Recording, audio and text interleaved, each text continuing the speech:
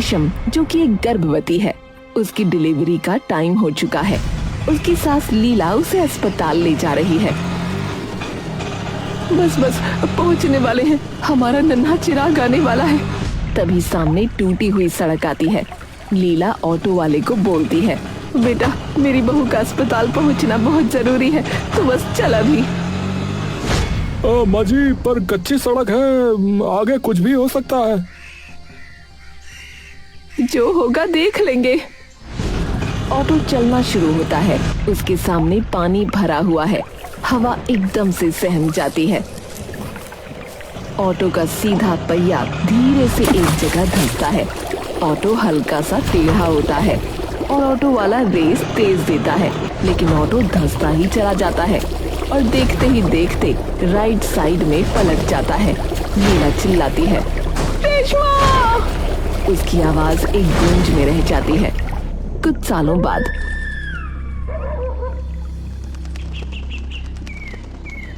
धूल और बड़े गड्ढों से भरी एक कच्ची पक्की सड़क। रमेश अपने साफ ऑटो रिक्शा हीरो को चला रहा है। रमेश थका हुआ पर ईमानदार दिखता है। रिक्शा एक बड़े गड्ढे में गिरकर जोर से हिलता है। रमेश उसे खींचने के लिए पूरी जान लगा देता है। रिक्शा के इंजन का जोर से घासना और हिलने की आवाज आती है। रिक्शा मुश्किल से गड्ढे से निकला। तभी रमेश को पीछे एक किसान दिखाई देता है, जो सिर पर ताजी सब्जियों की टोकरी लेकर जा रहा है। अरे ऑटो वाले, जरा आहिस्ते चला, तुझे दिखाई नहीं दे रहा है क्या? रमेश थोड़ा धीमे चलने लगा, लेकिन एक और छोटा गड्ढा आते ही रिक्शे को फिर से झटका लगा। किसान का पैर फिसल गया। उसके सिर से सारी सब्जियां उछलकर गंदे पानी और मिट्टी वाले गड्ढे में गिरी। अरे हाय राम, अरे ये क्या कर दिया? अरे मेरी आज की सारी कमाई मिट्टी हो गई। अरे ये टूटी सड़क रोज किसी न किसी का घाटा करती है। बेड़ा गर्क हो इस सड़क का। रमेश को बहुत बुरा लगा। वो रिक्शा से उतरकर किसान से माफी मांगने लगा।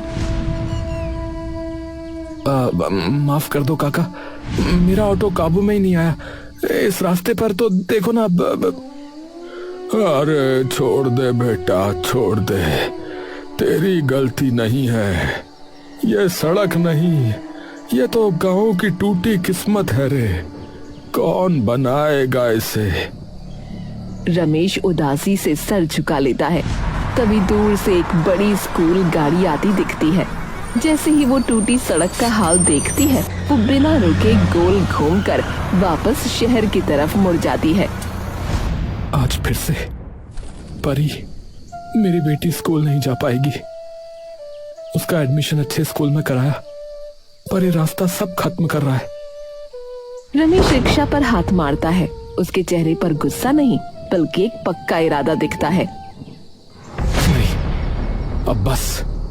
ये सड़क आज ही टूटी है, पर कल नहीं रहेगी। धूल और बड़े गड्ढों से भरी सड़क से थोड़ा दूर एक बड़ा टेंट लगा है।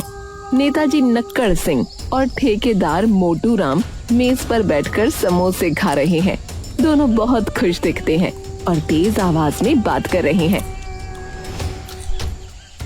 झाड़ियों के पीछे छिपा रमेश सब सुन रहा है। अरे वाह नेताजी वाह, इस समोसे का मजा ही कुछ और है, जब जेब में लाखों का नया ठेका हो। और ठेका किसका है? उसी टूटी सड़क की छोटी मोटी मरम्मत का। मैंने कहा था ना, जहाँ टूटी सड़क वहीं सोने की बारिश। अरे आपकी बुद्धि को प्रणाम नेताजी। हर 3 महीने में सड़क को थोड़ा और खराब करने का प्लान कमाल है। बेचारे गांव वाले सोचते हैं कि बारिश से टूटी, पर असल में तो ये हमारी मेहरबानी है। हाँ बिल्कुल, सड़क पूरी बन गई तो हमारा धंधा चौपट। इसे हमेशा बनने वाली है वाली हालत में ही रखना है। जो गरीब लोग हमें पैसा नहीं देते, उनके लिए यही सही है। मोटू राम और नेताजी नक्कड़ सिंह दोनों जोरदार ठहाके मारकर हंसते हैं। उनकी हंसी की आवाज दूर तक गूंजी। अरे कल वो रिक्शा वाला रमेश, अरे बहुत परेशान दिख रहा था वो। बेचारा ऑटो लेकर गांव से बाहर ही नहीं निकल पा रहा। रमेश वो सीधा साधा आदमी, अरे उसे लगता है कि ईमानदारी से काम चलता है। उसे पता नहीं कि इस दुनिया में पैसा और पावर चाहिए। वो रिक्शा चलाता रहे और हम पैसे गिनते रहे। रमेश का चेहरा झाड़ियों के पीछे गुस्से से लाल हो गया। उसकी मुट्ठियां भिंच गईं। उसे अपनी बेटी परी और सब्जियां गंवाने वाले किसान की याद आई। जानबूझकर करते हो तुम लोग, गांव वालों को तंग कर रहे हो, हमारी मजबूरी पर हंस रहे हो। अब तुम्हारी इस भ्रष्टाचार की इमारत को मैं अपने रिक्शे और हाथ की मेहनत से तोड़ूंगा। रमेश बिना आवाज किए वहां से मुड़ता है और गुस्से में तेज कदमों से गांव की तरफ बढ़ता है। उसकी आंखों में अब उदासी नहीं बल्कि बदला और संकल्प है। रमेश गुस्से और तेज रफ्तार में गांव के बुजुर्ग चाचा जुगाड़ू की पुरानी हवेली के पास पहुंचता है। चाचा जुगाड़ू एक पेड़ के नीचे आराम से लेटे हुए बीड़ी सुलगा रहे हैं और अपने पैर से एक पुराने रेडियो को हिला रहे हैं। चाचा, अरे चाचा, आप यहाँ आराम कर रहे हैं और उधर शहर वाले भ्रष्ट नेता हमारा जीना आराम कर रहे हैं। अरे रमेश, अरे जरा सांस तो ले ले, है बीड़ी पिएगा क्या? अरे अरे चाचा, नहीं चाचा नहीं, बीड़ी नहीं। अरे इससे तो कैंसर होता है। क्यों पी रहे हो आप ये? बल्कि मुझे तो अभी गुस्सा आ रहा, सच बता रहा हूँ, क्योंकि उस मोटू राम और नेताजी ने जानबूझकर सड़क खराब रखी है। हमारा सारा धंधा चौपट हो गया। हैं? गुस्सा? अरे गुस्सा तो हलवा है बेटा, हलवा। ताकतवर लोगों को गुस्सा नहीं, हंसी चाहिए होती है, हंसी। तू कोई ऐसा काम कर कि उनकी अकड़ टूटे और दुनिया हंसने लगे। अरे पर क्या करूं चाचा, हमारे पास तो सिर्फ ये टूट फूट वाला ऑटो है और वो करोड़ों के ठेकेदार है। ऑटो? अरे ऑटो ही है तेरा जवाब बेटा, और मेरा देसी नुस्खा। कहाँ गया? हाँ सुन, मेरे दादाजी जो गांव के सबसे बड़े जुगाड़ू थे, उन्होंने इस डायरी में एक नुस्खा लिखा था, समझा? ये देख, एक खास पौधे से निकलने वाला चिपकाऊ गोंद है। गोंद? अरे गोंद से क्या सड़क बनेगी क्या? अरे चाचा, क्या मजाक कर रहे हो चाचा? लग रहा है बीड़ी फूंक फूंक के आप खुद फूंक गए हो।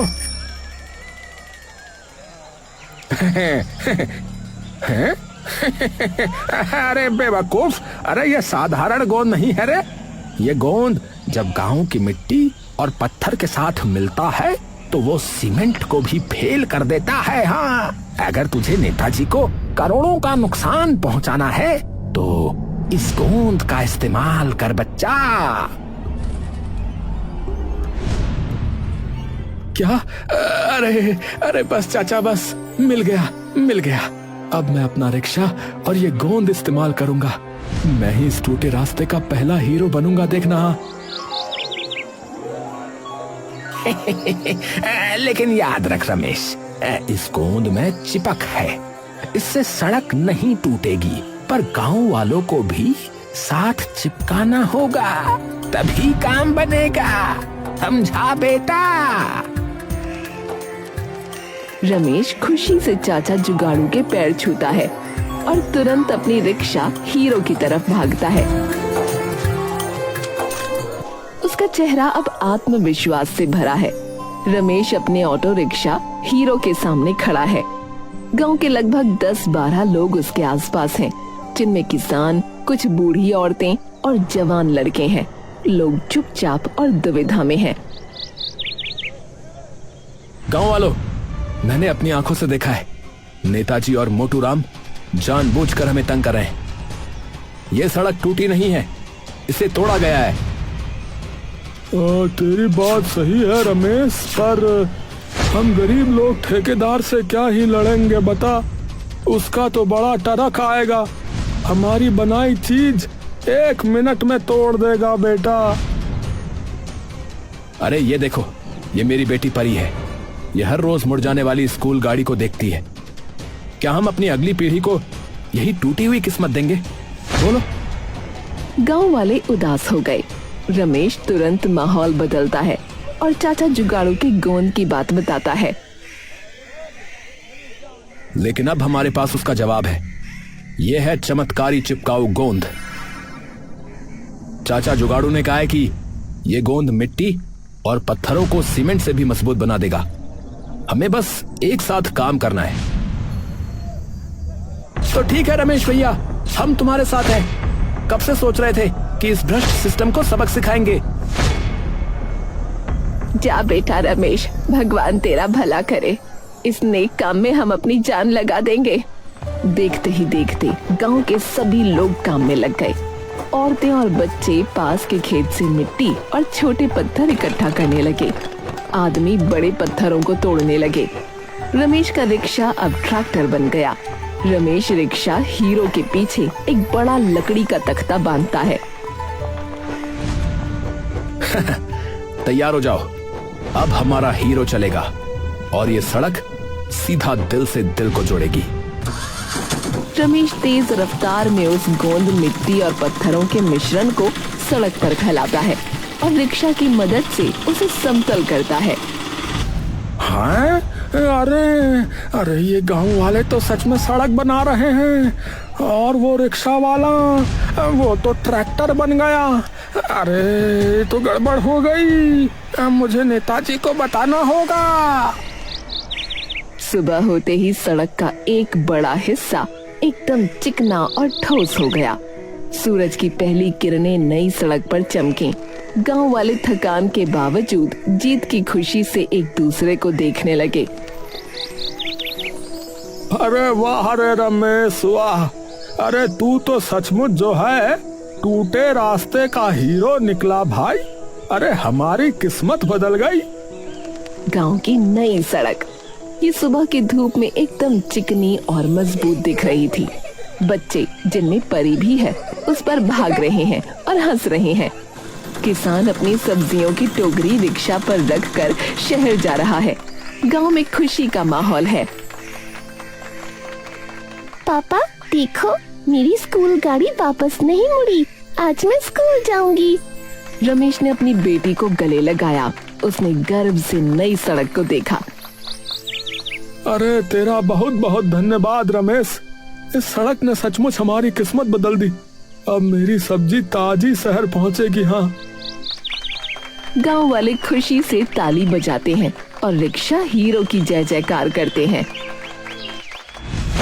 पास के टेंट में नेताजी नक्कड़ सिंह और ठेकेदार मोटू राम अपने मुंशी से बात करने लगे। दोनों के चेहरे पर गुस्सा और निराशा थी। अरे मालिक, वो रिक्शा वाला रमेश, अरे उसने सच में सड़क बना दी। और वो गोंद, वो तो ईंट पत्थर से भी मजबूत है मालिक। क्या? कौन से सड़क? मेरी आंखों के सामने मेरी सोने की खान बंद हो गई। ये रमेश, इसे तो मैं कच्चा चबा जाऊंगा। हमारी इज्जत का क्या होगा? अब शहर में लोग क्या कहेंगे? ठेकेदार मोटू राम एक रिक्शे वाले से हार गया। नहीं, मैं ऐसा नहीं होने दूंगा। नेताजी नक्कड़ सिंह अपने सोने की चेन को कसकर पकड़ने लगे। तभी उनके दिमाग में एक खतरनाक आइडिया आया। शांत मोटू राम, शांत। ये रमेश की जीत नहीं है, ये गांव वालों का पागलपन है। हमें उनके गुरूर को तोड़ना होगा। पर कैसे नेताजी, कैसे? वो गोंद तो टूट नहीं रहा। डंपर मोटू राम, डंपर। अपना सबसे भारी 20 टन का डंपर ला। हम दिखाएंगे कि असली ताकत क्या होती है। ये छोटी मोटी सड़क नहीं टूटेगी, पर जब हमारा डंपर इस पर चलेगा तो पूरी सड़क ही उखड़ जाएगी। हाँ, डंपर। मैं अभी जाता हूँ और अपने आदमियों को लेकर आता हूँ। इस बार रमेश का रिक्शा और उसका गोंद दोनों मिट्टी में मिल जाएंगे। नेताजी नक्कड़ सिंह अपनी जेब से एक नोटों की गड्डी निकालते हैं और मुंशी को कहते हैं, जा गांव में खबर फैला दे कि आज मोटू राम की मशीनें नई सड़क पर चलेंगी। गांव वाले डर कर अपने घर में घुस जाएंगे।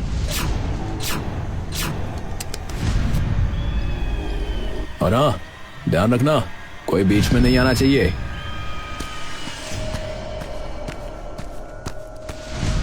नेताजी और मोटू राम ने एक दूसरे को देखकर शैतानी मुस्कान दी।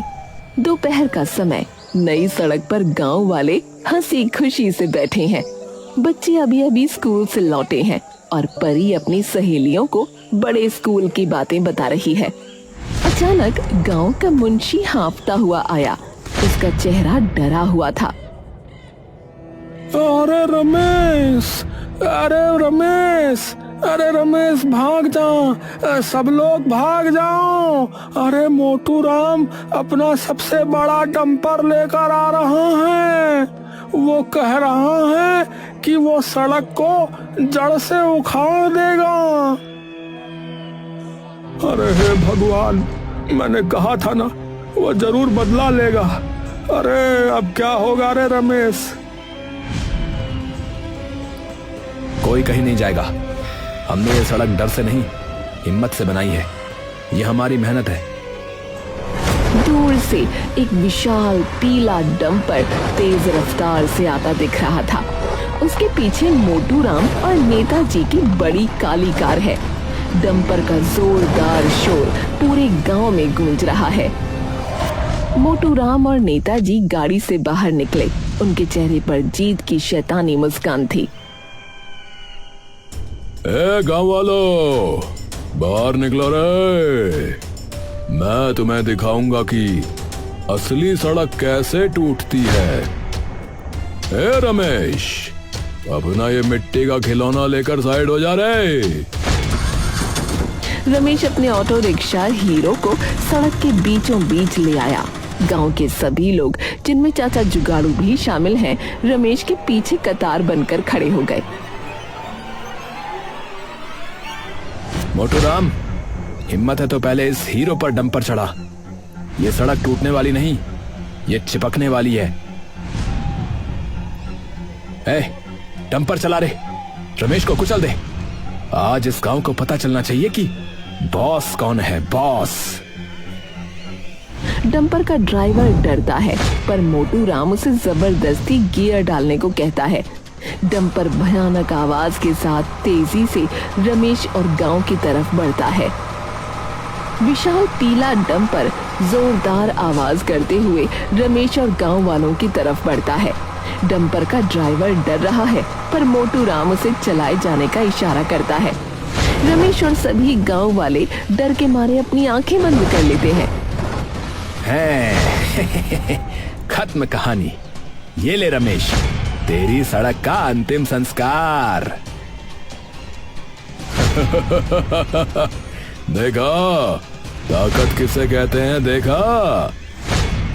तभी उनके सामने एक बूढ़ी औरत आकर खड़ी हो जाती है। ये कोई और औरत नहीं, लीला है, जिसके साथ कुछ समय पहले एक हादसा हो चुका था। इस सड़क के लिए लीला बोलती है, तुम लोग अब कुछ नहीं कर सकते। ये सड़क अब और हादसे नहीं करने वाली, क्योंकि इसका सफर यहीं तक का था। इस सड़क की वजह से कई लोग अब इस दुनिया में नहीं है, जिसमें मेरी बहू और मेरा नन्हा पोता भी शामिल है। लेकिन अब इस सड़क को देखकर लगता है जैसे ये लाचार हो गई है, भीख मांग रही है, और अब हम इसे ये भीख नहीं देंगे। अरे अरे, क्या सुन रहा है इस बुढ़िया की? चला डंपर इस सड़क पर। डंपर सीधा रमेश की बनाई हुई नई सड़क पर तेज रफ्तार से चढ़ा। एक पल के लिए सब कुछ शांत हो गया।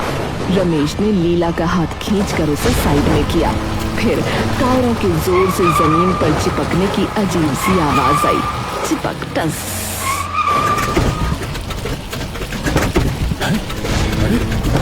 अरे ये क्या हुआ?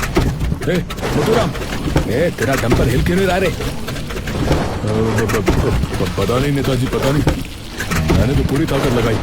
अरे ये तो जाम हो गया। रमेश ने धीरे से अपनी आंखें खोली। उसने देखा कि डंपर वहीं का वहीं खड़ा रहा। वो खुशी से उछल पड़ा।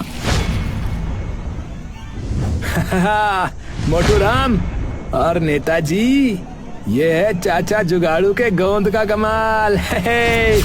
ये सड़क टूटती नहीं है, ये तो चिपक जाती है। तुम्हारा डंपर और तुम्हारा घमंड दोनों आज यहीं फंस गए रे। गांव वाले जो अभी तक डरे हुए थे, रमेश की बात सुनकर खुशी से चिल्लाने लगे। वो तालियां बजाने लगे और मोटू राम नेताजी को चारों तरफ से घेर लिया। मैंने कहा था ना रमेश, ताकतवर को हंसी चाहिए होती है। आज इनकी अकल ठिकाने आ गई। बड़ा नेताजी बनता फिरता था, और ये मोटू राम है बड़ा ठेकेदार बनता फिरता था। नेताजी और मोटू राम एक दूसरे को देखते हैं। उनका चेहरा शर्म और गुस्से से काला पड़ जाता है। मोटू राम और नेताजी नक्कड़ सिंह दोनों पूरी तरह फंस चुके हैं। गांव वाले उन्हें घेर कर खुशी से शोर मचा रहे हैं। अरे छोड़ो हमें, तुम सब नहीं जानते कि मैं क्या कर सकता हूँ। अरे ये रिक्शा वाला, इसने मेरा करोड़ों का डंपर बर्बाद कर दिया। बर्बाद नहीं किया मोटू राम, तुम्हारी बुरी नीयत को जाम कर दिया है। तभी दूर से पुलिस की गाड़ी के सायरन की आवाज आई। चाचा जुगाड़ू ने पहले ही किसी लड़के को शहर भेज दिया था।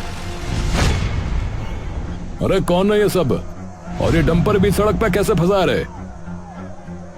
इंस्पेक्टर साहब, ये जो बंदा खड़ा है खुद को नेताजी बोलता है हमारा, और ये मोटू राम है। ये जानबूझकर हमारी सड़क तोड़ रहे थे ताकि इन्हें बार बार ठेका मिलता रहे, हैं? और वो इस सड़क के पैसे से अपने न्यारे वारे करते रहे। हमारे पास इस बात का सबूत है इंस्पेक्टर साहब। गांव वाले एक साथ चिल्लाकर अपनी बात कहते हैं। पुलिस इंस्पेक्टर डंपर को ध्यान से देखता है और फिर नेताजी के चेहरे को देखता है। अरे कानून की नजर में सब बराबर हैं। अगर सबूत सही है तो सरकारी काम में रुकावट डालने और भ्रष्टाचार के आरोप में इन दोनों को गिरफ्तार किया जाता है भाई। पुलिस ने नेताजी और मोटू राम को पकड़कर हथकड़ी लगाई। मोटू राम का सर शर्म से झुक गया। नेताजी का घमंड चूर चूर हो गया। रमेश, मुझे छोड़ दे। देख सुन, इधर आ। मेरे पास एक योजना है। इधर आ, मैं तुझे बता रहा हूँ। मैं तुझे नया ऑटो दिलवाऊंगा, समझा? समझा तू? नेताजी, मुझे नया ऑटो नहीं चाहिए, बल्कि मुझे तुमसे कोई भी भीख नहीं चाहिए। मुझे बस टूटे रास्ते पर इंसाफ चाहिए था, जो आज मुझे मिल गया। लीला रमेश के पास आकर उसे आशीर्वाद देती है। अगले दिन सुबह का समय, नई सड़क अब और ज्यादा साफ और चमकीली है। रमेश ने अपनी बेटी परी को स्कूल की गाड़ी में बैठाया।